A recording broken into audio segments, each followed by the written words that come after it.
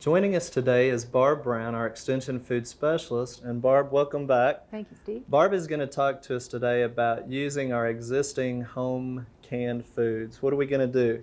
Well, one of the reasons that we're talking about it is because home canned foods really do need to be used up within a year for the best flavor and the best nutrition. They'll keep a lot longer than that, but to get the most out of the work you've put in, you want to use them as quick as possible.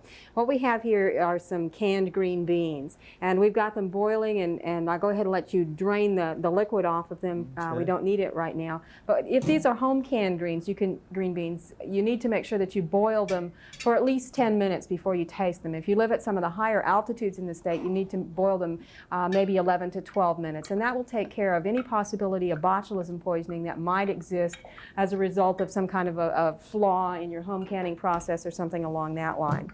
Now, those green beans, I've added a little bit of onion to them for flavor, and you could add a little bit of pepper to them also. This kind of a casserole type thing, so you can play with it a little bit. But we had 1 quart of home canned green beans, or 2 pints of green beans, and we boiled those and brought them to a boil. The next step, this is an escalloped green bean recipe. We're going to add 2 tablespoons of margarine, and we're going to melt that a little bit, and we're going to basically make a white sauce out of this, but we're going to use tomato juice instead of milk. So if you know how to make a white sauce, you shouldn't have any trouble with this particular part. While the butter gets a little bit softer, I also wanted to point out another reason that we try and use our home canned goods as soon as we can within reason. A lot of times we want to have a layover or a holdover of a year or two, because many crops, we get a good crop one year and the next year we don't. So it's often a good idea, and people often will keep them for a couple of years. These are pears that have been around for 11 years now, and you can see that we've had a lot of discoloration. They've turned brown. They're still safe to eat. The texture is still probably fairly good, but the flavor has deteriorated, the color's deteriorated, and worst of all, the nutritional value of them is a lot less than it would have been originally. And we're safe because of the sealed lid, right? Right. Is that the key to it? That's the key to it on fruits. So that you still push down and the steel is still intact. But you'll notice also that around the rim, these either were stored stacked with another jar on top of them or with the band in place, so that there's rust developing here, which can eventually eat through and break a seal. So that you want to make sure you store them without that band on. Also, that helps if you get some kind of a problem developing inside the jar and some gas begins to form. If you have the band in place, that's going to hold that gas in there until it builds up to the point where the jar explodes, which is not a nice thing to come home to. This way, you won't have that particular problem. The lids will pop off and it'll smell bad and you'll have a mess, but it's not near as bad as broken glass everywhere. Right. Now we've got our 2 tablespoons of margarine. We're going to add 1 tablespoon of flour to this. And as I said, we're basically just making a white sauce of this. So we'll mix the flour together with the butter so that we don't get too many lumps, hopefully.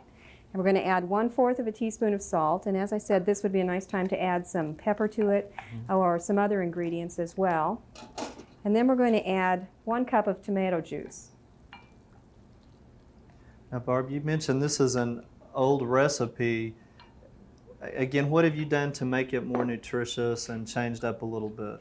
Well, we decreased the amount of fat in it, for one thing. The original recipe called for 3 tablespoons of margarine at this point, and later on we're going to mix some margarine with some breadcrumbs. And we decreased the amount of margarine by half that it called for at that point as well. So we reduced the fat, and then to help spruce up the flavor, we're adding the onion, for instance, and you could add some other herbs or spices to it as well. That would make the flavor a little bit better. Now, do I need to go ahead and mix up our... Yeah, you can go ahead. We have 1/2 cup of breadcrumbs with a tablespoon of melted margarine, and we're just going to blend those together a little bit.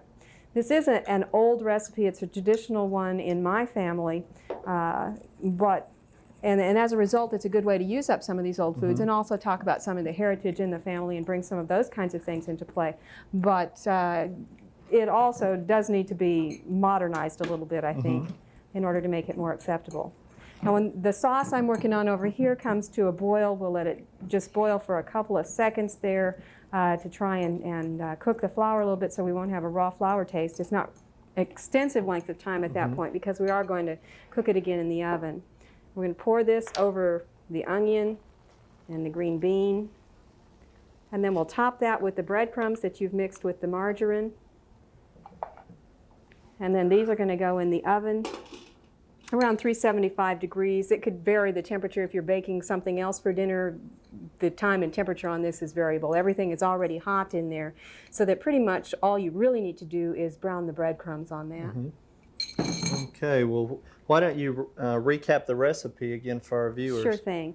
It was 2 pints or 1 quart of canned green beans, 1 tablespoon of dried onion, 2 tablespoons margarine, 1 tablespoon flour, 1 cup tomato juice, 1/4 teaspoon salt, 1 tablespoon margarine melted, and 1/2 cup breadcrumbs. Okay. And what do we have over here? Well, another thing that we often have left over this time of year is the dried fruit. And again, we don't want to leave it around for 11 years either.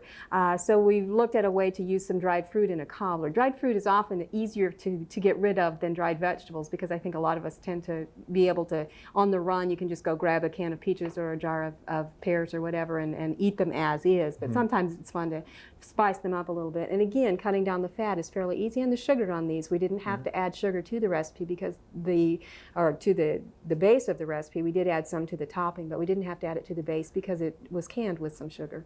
And again, if we had dry fruit, you said we don't have to really add water to increase the size like we do our vegetables, or okay, these are canned, right, so that we wouldn't be adding water to them anyway, the way you would with dried fruit. Okay.